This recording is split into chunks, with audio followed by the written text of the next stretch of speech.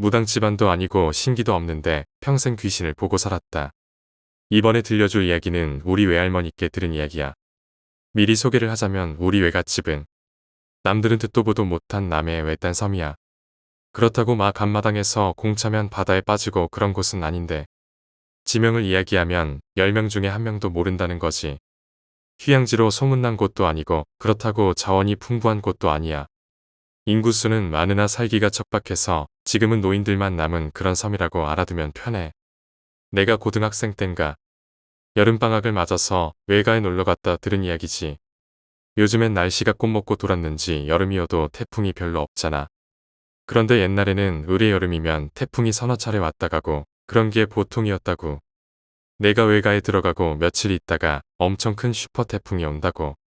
뉴스에서 연일 심각하게 떠들어대고 있었어. 외가도 섬이니까 날씨에 예민한지라 하루 종일 뉴스를 틀어놓는다고. 왜냐면 그때는 외할아버지는 작은 통통배로 어업을 하셨거든. 태풍이 온다고 특보가 뜨면 작은 항구에는 배라는 배는 모두 일렬로 서서 배와 배를 로프 같은 걸로 묶어놓거든. 태풍이 갈 때까지 그냥 마냥 기다릴 수밖에. 그날은 외할아버지도 외할머니도 마땅히 할 게 없어서 집안에 뒹굴거리던 날이었어. 밖은 먹구름이 꾸물꾸물 몰려와서 금방이라도 장대비가 쏟아질 것 같았지. 할 게 없으니까 정말 온몸이 쑤시더라고. 방바닥에 낙지처럼 들러붙어서 이리 뒹굴 저리 뒹굴 하고 있으니까. 멸치똥을 다듬으시던 외할머니가 할미가 도깨비 이야기해줄까? 하시는 거야.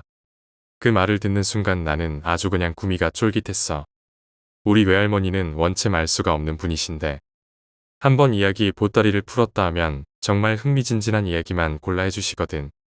그리고 그 말에 거짓이 없어서 말에 신뢰가 간다고 할까.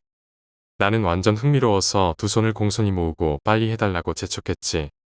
그러니까 외할머니가 해주신 이야기는 우리 할머니가 10대 소녀적 이야기래. 우리 외할머니는 섬에서 태어나셨지만 먹고 살만한 집 막내딸로 태어나서 고생 없이 자라셨다나 봐. 그 시절에는 계집 애들이라면 아예 초등학교도 안 보내기 일쑤고 초등학교를 보내더라도 졸업할 때까지 보내는 건 드물고 중학교는 언강생심 꿈도 안 꿨다지. 그런데 우리 할머니는 부모님의 사랑을 듬뿍 받고 자라면서 중학교까지 마친 드문 케이스였다고 해. 그런 할머니를 두고 동네 사람들은 계집이 많이 배워봤자 시집가면 그만이라고. 학교를 보내주는 부모님들을 은근히 어리석다 손가락질을 했었대. 지금 생각하면 완전 미쳤네, 정신 나갔네, 웃기는 소리 안에 하겠지만 고구마 한 개, 보리쌀 한 대박이 귀한 그 시절의 학교라는 건 여자들에게는 사치이던 시절이었으니까. 우리 할머니는 눈치는 보이지만 마냥 감사해하며 다녔다고 해. 그런데 할머니의 옆집에 단짝 친구가 한 명 있었대. 이름을 옥분이라고 할게. 그 옥분이는 오히려 우리 할머니보다 더 총명하고 얼굴도 곱고 착했는데 집안의 맞이라는 이유로 초등학교는 구경도 못 해보고 항상 집안일을 돌봤다고 해. 그래서 밤에 할머니 집으로 놀러와서 같이 교과서도 나눠보고 할머니가 틈틈이 공부도 가르쳐주고 그랬대. 시골은 집 구조가 어떻냐면 정말 이웃집과 담장을 나눠 쓰게 되어 있어. 말 그대로 담장 하나를 두고 두 집이 나란히 있는 거지. 그러니까 옆집 사정은 훤할 거 아니야. 어느 날 옆집에서 난리가 났다는 거야. 옆집 옥분이네 아버지가 동네에서 알아주는 술고래였는데 술만 드시고 나면 자식들과 마누라를 쥐잡듯이 잡는다는 거야. 그 집이 내리딸만 내시고 막둥이가 아들인 집이라 딸들을 그렇게 업신 여기고 못 살게 했다는 거야. 그런데 그날은 방에 엎드려서 공부를 하고 있던 옥분이가 타겟이 된 거지. 계집 애가 똥구녕에 바람이 들어서 공부를 하고 있네 어쩌네 하면서 귀한 공책을 아궁이에 태워버리려고 했던 거지. 옥분이는 옥분이대로 말린다고 대들었다가 정말 숨이 꾼벅 넘어갈 정도로 맞았대. 하지만 우리 할머니는 발만 동동 구르고 말리지는 못한 거지. 그 시절 아동폭력이니 가정폭력이니 그런 게 어딨어. 가정에서 아빠의 말이 곧 법인 시대인데. 그런데 그날 밤에 옥분이네 엄마가 할머니를 찾아왔더래. 내가 옥분이랑 친구여서 공부도 가르쳐주고 같이 노는 건 고마웠다. 하지만 이제부턴 밤에 옥분이 불러내서 놀 생각 마라. 다음 달에 옥분이는 무트로 시집 보낼 거다라고 했다는 거야. 할머니는 정말 너무 슬펐다고 해. 그때가 가을이었는데 봄이 되면 보릿고개가 시작되잖아. 먹을 게 공궁한 그 시절에는 겨울을 나는 게 참 힘들었다고 해. 그래서 입 하나 줄이겠다고 딸내미들을 겨울이 되기 전에 그렇게 시집을 많이들 보냈다고 해. 그리고 그 시절에는 한 번 무트로 시집을 나가면 언제 다시 볼지 모르는 시대였으니까. 그래서 며칠이 지나고 할머니는 그러면 안 된다는 걸 알면서도 꼭 마지막으로 옥분이 얼굴을 한 번만 더 보고 싶어서 어른들이 잠든 틈을 타서 담벼락에 까치발을 하고 섰대. 그리고는 평소처럼 옥분아 하고 불렀대. 그랬더니 기다렸다는 듯이 옥분이가 나와서 담벼락을 사이에 두고 둘이 손을 붙잡고 울었다는 거야. 시집가서 잘 살아라. 잊지 말자. 다시 만나자. 그때는 나눌 게 없으니까. 양장 브라우스에 다는 단추 같은 것도 귀했다고 해. 우리 할머니는 예쁜 단추 같은 걸 쥐어주면서 잘 살라고 막 그랬대. 그런데 며칠 후 난리가 났지. 새벽 바람으로 옥분이네 엄마가 찾아와서 우리 할머니를 깨우더래. 너 늦은 저녁에 옥분이 불러내지 않았니? 옥분이랑 같이 잔 거 아니니? 이러더래. 그래서 아니요. 옥분이는 엊그저께 몰래 보고 그 후론 못 봤어요. 만나면 아저씨한테 혼날 텐데요. 할머니도 어떻게 된 영문인지 몰랐지. 일이 어떻게 된 거냐면 그날 밤 모두가 잠든 늦은 저녁이었는데 밖에서 옥분아 부르는 소리가 나더라는 거야. 그 소리를 옥분이네 엄마는 듣고 있었다고 해. 그런데 우리 할머니가 부르는 소린 줄 알고 짐짓 모른 척 한 거래. 어린 것들이 얼마나 놀고 싶을까 싶어서. 옥분이를 부르는 소리가 나자 옆방에서 문이 열리면서 옥분이가 나가는 소리까지 듣고 아줌마는 잠이 들었겠지. 그런데 새벽에 일어나 보니 옥분이가 없더라는 거야. 그래서 이것들이 새벽 내내 어디서 뭘 하나 싶어서 할머니 집에 쫓아온 건데 옥분이를 만난 적이 없다니 큰일이었지. 옥분이네 아버지는 아버지대로 인연이 시집가기 싫어서 어디로 내뺐다고 난리였어. 그런데 그 작은 섬에 내뺄 곳이 어디 있었겠어. 무트로 나가려면 배를 타야 하는데 그때는 배가 하루에 한 대 있었다는데 그래서 잠시 어디에 숨어있나 보다 하고 기다렸대. 그런데 하루가 지나고 이틀이 지나도 안 들어오는 거야. 그때서야 사태의 심각성을 깨닫고 동네 청년들이 밤에 횃불 들고 산속을 뒤지고 동네 우물을 뒤지고 난리가 난 거지. 그런데 아무 곳에도 옥분이의 흔적은 없는 거야. 그중 사람들 입에서는 귀신짓이라는 말이 나오기 시작했어. 왜 옛 이야기를 들어보면 도깨비가 밖에서 김서방 김서방 김서방 3번 부르면 대답을 하지 말아야 한다잖아. 네 하고 대답하면서 나가면 그 길로 귀신에 홀려서 산속을 헤매고 헤매다가 객사한다는 그런 말이 있거든. 그래서 옥분이를 부른 건 도깨비다, 귀신이다 라며 말이 많았다고 해. 그렇게 일주일 가까이 옥분이가 안 보였고 모두들 옥분이가 몸이 성하기는 글렀다고 생각할 무렵 끔찍한 일이 발생하지. 옥분이가 시집가기로 한 날이 가까워진 거야. 본래 전날 신랑 측에서 쌀가마니를 신부 측에 보냈지. 옥분이네 집에서는 그날까지도 희망을 놓지 않고 옥분이를 찾는 즉시 시집을 보낼 생각으로 연락을 못했나 봐. 그 와중에도 그 쌀을 챙길 욕심에 옥분이 아빠는 쌀을 냉큼 받아서 뒤주에 채울 요량으로 한동안 쓰지 않았던 뒤주를 열었다고 해. 그런데 그토록 찾아도 없던 옥분이가 뒤주 안에서 몸을 한껏 웅크린 채 거기 있었다는 거야.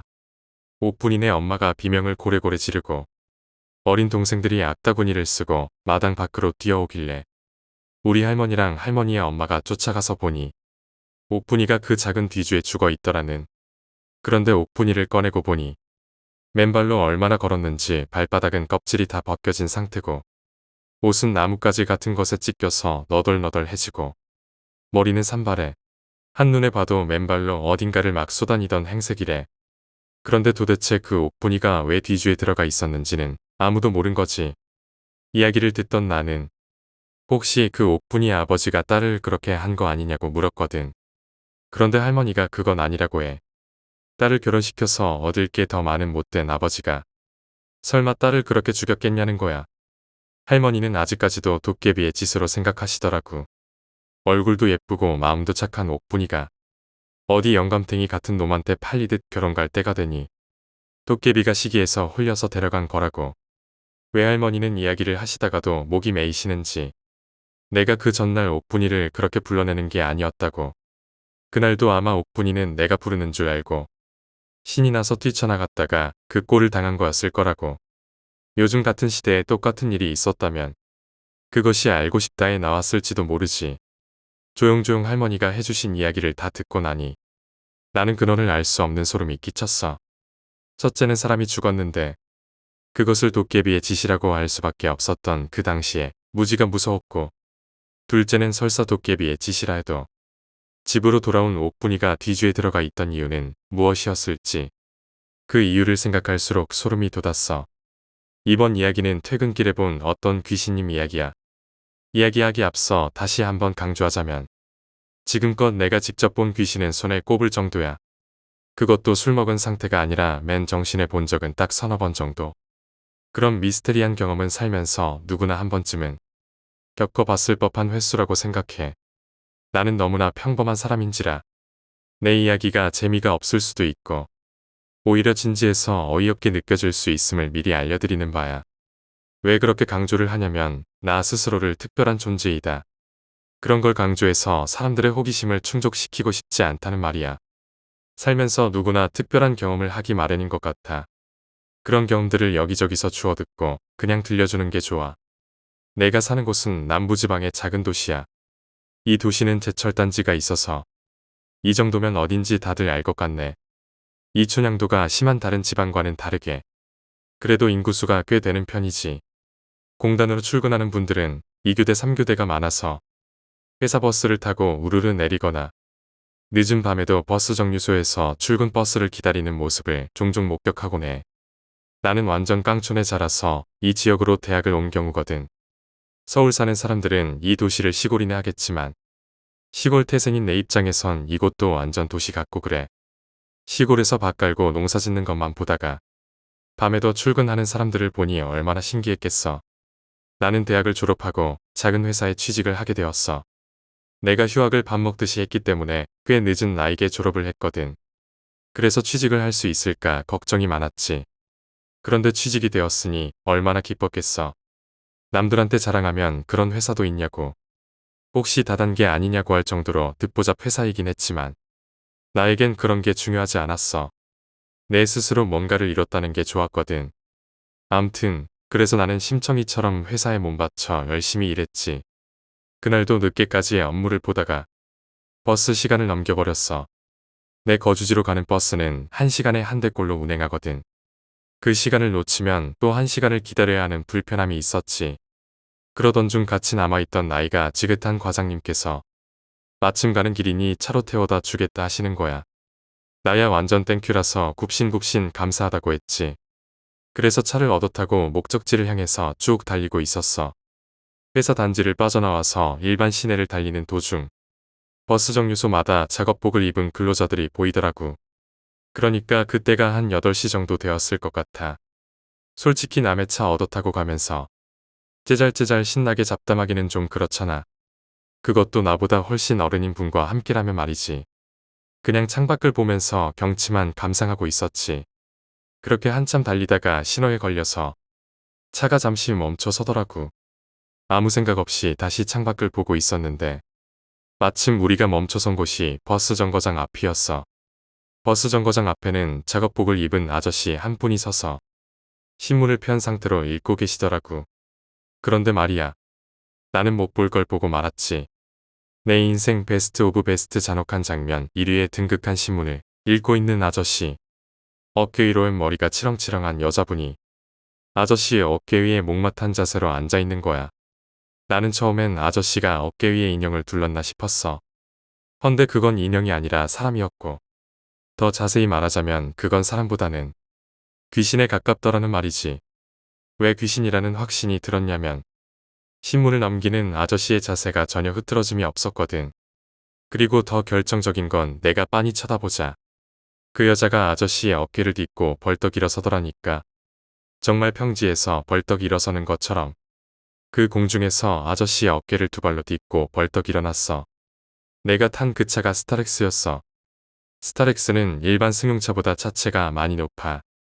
일반 트럭처럼 말이야. 그 여자가 목마 자세로 매달려 있을 땐 얼굴이 보였으나 벌떡 일어서니까 얼굴이 안 보이대. 그래서 나도 모르고 헉하고 소리를 내면서 자세를 낮췄지. 그 여자가 시야에 안 들어오니까 더 자세히 보려고 그랬더니 옆에서 과장님이 부엉하고 차를 급출발시키는 거야. 난 그 상태로 앞으로 고꾸라져서 머리를 짚고 균형 못 잡아서 난리였는데도 과장님은 달리기만 하더라고. 그리고는 한 5분 정도 그렇게 가다가 사람 엄청 많은 번화가에 도착할 때쯤 과장님이 말씀하셨지. 아니, 너는 참 겁도 없다. 그걸 왜 빤히 보고 있냐. 그래, 과장님도 내가 본 걸 같이 본 거였어. 보자마자 깜짝 놀라서 본능적으로 도망치다시피 해서 차를 출발시킨 거고, 옆자리에 앉은 내 맞박이 까여서 피가 나든 말든. 과장님 얼굴이 평상시에 홍당무 톤이거든. 있잖아. 완전 술 좋아하는 동네 아저씨처럼 붉은 얼굴. 그런데 얼마나 놀라셨는지 얼굴이 완전 A4 용지처럼 하얗게 질린 거야. 갑자기 동지애가 생겨서 우리는 편의점에 들어가서 벌벌 떨리는 손으로 냉수를 사다가 들이켰지. 니도 봤냐? 나도 봤다. 그거 여자였지. 한복이었냐? 어쨌냐? 의견을 나누다가 더 이야기해봤자 득될 게 없다 파악하고 일단 헤어지고 그 다음날 출근해서 회사 사람들한테 블라블라 이야기를 했더니 다른 사원 하나가 그거 모 아파트 앞 정거장이었죠? 이러는 거야. 어떻게 알았어요? 라고 물었지. 아, 거기 정거장 바로 뒤가 공동묘지잖아. 거기는 옛날부터 유명해. 귀신 나온다고. 그래서 그 근처에는 상가도 없어. 가게만 차렸다 하면 다 망해서. 그 지역 토박이들은 이젠 그 이야기는 지겹다는 얼굴로 대수롭지 않은 표정들이었고 다른 동네 사람들은 입이 쩍 벌어진 채로 하루 종일 공포에 떨어야만 했어. 그 후로 버스를 타고 그 정류장을 지나칠 때면 그 주변을 유심히 보게 되었지.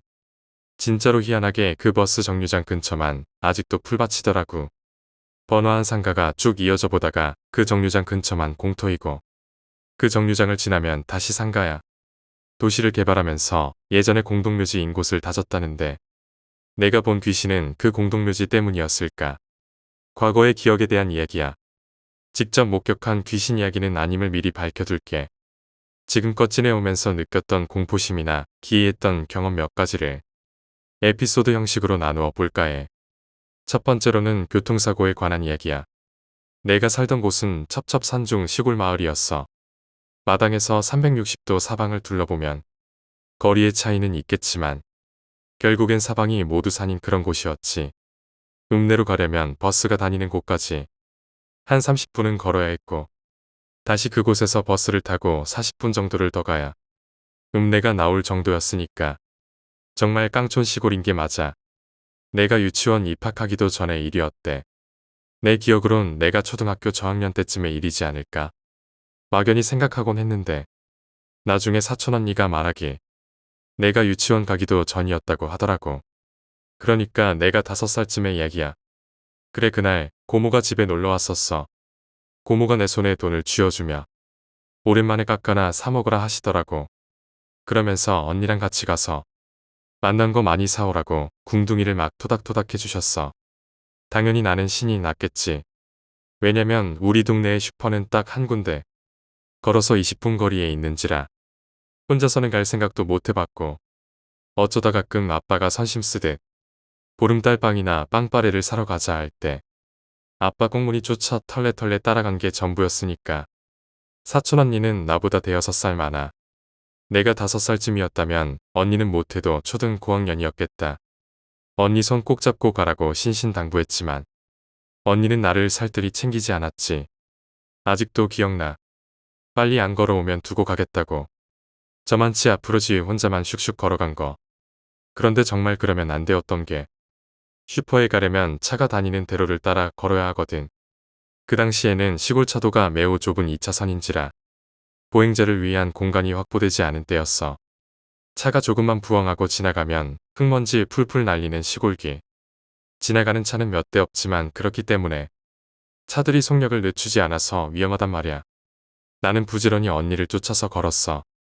언니를 쫓기가 힘들어서 헉헉대면 언니가 중간중간 멈춰서서 내가 오나 안 오나 기다려주고 그러다 보니 결국 슈퍼가 저만치 보이더라고. 그런데 그때였어. 저만치에서 옥색 한복을 입은 할머니가 도로를 이쪽 저쪽 왔다 갔다 갈치자로 걷고 있더라고. 지금이었다면 할머니 빨리 이리 오세요. 위험해요 라고 외치거나 얼른 뛰어가서 할머니를 모시고 왔을 텐데 그때의 나는 너무 어렸고 함께 있던 사촌 언니도 어리니 그러던 중에 할머니 뒤에서 주황색 레미콘이 부화왕하고 나타났고 우리는 레미콘 경적 소리가 너무 커서 잽싸게 갓길로 후다닥 물러났어. 그 짧은 찰나에 다시 레미콘을 주시하려는데 언니와 내 앞으로 뭔가가 툭 떨어지더라고. 글을 쓰는 나도 인정하기 싫지만 언니와 내 앞으로 할머니의 머리가 툭 하고 떨어졌어. 거짓말 같지? 그런데 진짜야. 어린 내가 봐도 그건 머리였어. 언니와 내 발에서 한두 발자국. 그 정도 남겨놓고 백발 머리카락 수북한 할머니 머리가 툭 떨어지더라고. 그리고 그 후에 기억은 솔직하게 말해서 없어. 진짜 딱 거기까지만 기억이 남아있고 그 후에 사고 현장이 어떻게 수습이 되었는지 기억을 떠올리려고 애를 써봐도 딱 거기까지. 명절날 친척들 모이면 가끔 그때 이야기하거든. 사촌 언니 입을 통해서 듣거나 어른들 입을 통해서 들은 이야기를 모아보자면 정말로 내 발 앞에 떨어진 게 할머니 머리가 맞아. 동네 침에 걸린 노인분이 레미콘에 치여서 머리랑 몸이 분리되는 사고가 났었고 언니는 바로 갓길에 구토하느라 정신이 없었고 나는 그 자리에서 울고불고 경기를 일으켜서 언니가 나를 못 데리고 왔대. 슈퍼 주인 아저씨가 집으로 전화를 걸어서 아빠가 오토바이를 타고 부랴부랴 왔더라는 거야. 그날 나는 바늘로 10손가락, 10발가락 닿다고. 그래도 애가 진정이 안 돼서 아빠가 그 비싼 택시를 불러서 읍내까지 나갔었다고. 혹시나 자작 이야기 나올 수도 있겠다 싶지만 내가 본 건 진짜야. 그 이후로 있잖아. 나는 어린 나이에 차가 얼마나 무서운지 교통사고가 얼마나 끔찍한 게 일찍 깨닫고 길 건널 때 아무리 늦더라도 차가 다 지나간 후에야 건너. 같이 길을 걷는 친구들은 그렇게까지 주의할 필요는 없다고 답답하다고 하는데 그날의 기억은 도통 잊혀지지가 않아. 아주 어렵게 내가 예전에 이러이러했었다고 말하면 다들 한결같이 한다는 소리가 그렇다고 목이 잘린 건 처음 들어본다라고 하는데 내가 자작의심을 받을까봐 검색까지 해봤어. 교통사고 목 절단 이렇게 해봤더니 실제로 그런 사례가 몇 개 있더라고. 우리 친구들 다들 길 건널 때 조심하도록 하자. 두 번째는 저수지에 관한 일이야. 이건 내가 국딩 시절의 이야기야. 아까도 말했지만 내가 살던 곳은 첩첩산중 산골 마을. 때문에 학교는 거의 분교라고 봐야 할 터. 내가 1학년에 입학할 당시에 11명이었고 1학기가 끝날 무렵에 1명이 전학 갔고 2학년이 새로 시작할 무렵엔 7명만 남았고 4학년이 올라가는 겨울방학에 나는 읍내로 전학을 나왔지. 얼마나 작은 규모의 마을이었는지 대충 알겠지? 그렇게 작은 학교다 보니 전교생을 모아봤자 100명이 안 된 건 확실했어. 그래서 소풍을 가더라도 다 같은 장소에 학년 구분 없이 한꺼번에 갔었지. 그리고 그 시절 그 학교에 돈이 얼마나 있었겠어. 요즘 시대엔 버스 대절에서 놀이공원이니 유원지니 구경할 곳도 많고 놀 곳도 많지만 그때 그 시절엔 말 그대로 소풍은 작은 나들이일 뿐. 엄마가 싸준 김밥을 들고 선생님 손잡고 야트막한 앞산 구릉에 가서 술래잡기 하는 게 전부였어. 막 너무 순수해서 인간극장에 나올 것 같지? 그런데 진짜 그랬어. 웃긴 게 그땐 그것도 마냥 즐겁고 재밌었다고. 바로 그 3학년 소풍 때의 일이지. 우리는 100명도 채 되지 않은 작은 집단. 학교 앞산으로 출발하기 전엔 항상 선생님이 둘둘씩 손을 붙잡고 줄을 세웠어. 맨 앞줄부터 기차처럼 줄을 지어 걸어갔거든. 원래는 1학년 맨 꼬맹이부터 걸어가야 하는데 1학년, 2학년 꼬맹이가 없으므로 내가 가장 선두가 되었어. 나는 그 당시 키가 가장 작았기 때문에 아마 제일 앞에 서지 않았을까 싶기도 해. 짝꿍 손을 잡고 룰루랄라 신이 나서 걸었을 거야. 가는 길은 농가 황토길을 따라 한 15분 걷고 논뚝길 같은 좁은 길을 또 비슷하게 걸어서 산속으로 들어가면 저수지가 하나 나와. 뚝방길이라고 하나? 저수지 옆으로 높이 다져진 길. 그 길을 지나서 오르막길을 올라가면 얕은 산등성이 길이 나오거든. 나는 걷고 또 걸어서 드디어 그 저수지 옆 뚝방길을 걷게 되었어. 처음에는 줄을 잘 맞춰서 걷겠지만 시간이 지나면 보폭이 빠른 애랑 느린 애가 엉켜서 빨리 걷는 놈은 저기 앞쪽에, 느린 애들은 저기 뒤에 난리도 아니지. 나는 키는 작았지만 잽싸게 걸었나봐. 나랑 몇 명의 친구들이 제법 무리해서 멀어져 있더라고. 그래도 어린이는 어린이다운 게 선생님이랑 멀어지면 안 된다는 생각으로 그 저수지 뚝방길 한 복판에서 친구들을 붙잡아 놓고 선생님 기다려서 같이 가자고 말하곤 앉아 있었지. 그런데 풀숲에 앉아서 토끼풀 같은 걸 뜯고 있었는데 시야에 웬 신발이 눈에 들어오는 거야. 하얀색 운동화 한 켤레가 나란히 있더라고. 뭐지? 싶어서 가까이 가봤더니 정말로 하얀색 신발 한 켤레가 있었고 그 신발은 제법 큰 돌로 눌려 있었어. 왜 신발을 돌로 눌러놨지? 궁금해서 친구들한테 이거 같이 치워보자고 책가방만한 돌을 굴려서 치웠어.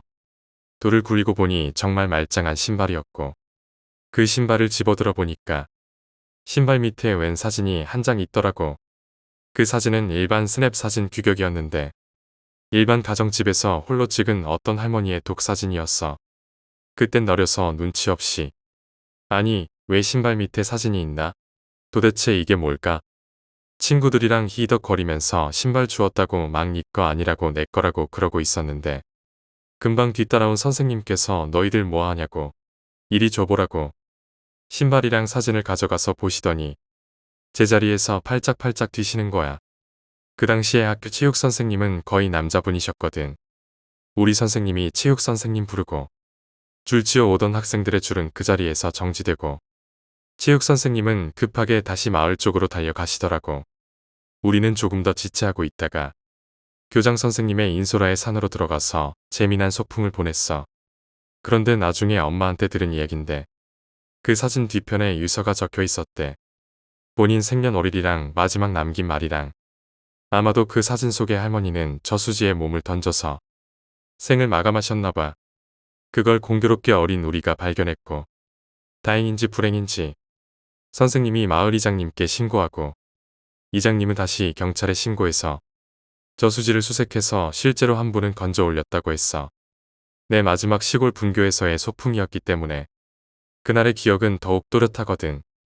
가을 햇살에 반짝이던 저수지의 초록색 물결이랑 조용히 불던 바람이랑 저수지를 감싸던 고요함이랑 그 고요함 속에 누군가 죽어서 잠들어 있었다니. 죽음은 참 항상 가까이 있는 것 같아. 가끔 꿈에 저수지가 나올 때가 있거든. 아무도 없는 풀만 가득한 저수지. 그런데 그 저수지를 한참 내려다보면 저수지 가득 시체가 잠겨 있어서 진짜 끔찍해서 잠을 깨고 나서도 스스로 뺨을 때린 적도 있어. 그래서 유년 시절의 경험이 미치는 영향이 엄청나다는 걸 실감하곤 해. 요약하자면 외할머니의 젊은 시절 외딴 섬에서 살 때 친구 옥분이와의 이야기야. 옥분이네 아버지는 술을 마시면 폭력적이 되었고 결국 옥분이는 시집을 가기로 했어. 마지막으로 만나 약속을 나눈 후 옥분이가 사라졌고 온 동네가 수색을 했지만 찾을 수 없었어. 그러다 옥분이가 시집갈 날 그녀의 시신이 집 뒤주에서 발견되었어. 발은 맨발로 걸은 흔적이 있었지만 그녀가 왜 뒤주에 있었는지는 아무도 모르고 외할머니는 그것을 도깨비의 짓으로 여겼어.